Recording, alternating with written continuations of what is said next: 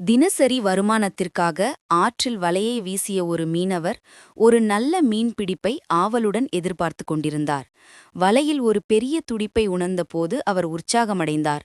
ஆனால் வலையை வெளியே இழுத்தவுடன் அதில் ஒரே ஒரு சிறிய விற்க முடியாத மீன் மட்டுமே இருந்ததைக் கண்டு மிகுந்த ஏமாற்றமடைந்தார். இந்த சந்தர்ப்பத்தை பயன்படுத்திக் கொண்ட தந்திரமான சிறிய மீனவரிடம் பேசி தான் இப்போது மிகச் சிறியவள் என்றும், ஆனால் தன்னை விடுவித்தால் அடுத்த நாளை தான் வளர்ந்து தனது நண்பர்கள் அனைவரையும் அழைத்து வந்து அவருக்கு வாழ்விலேயே மிகப்பெரிய மீன்பிடியை உறுதி செய்வதாகவும் சத்தியம் செய்தது.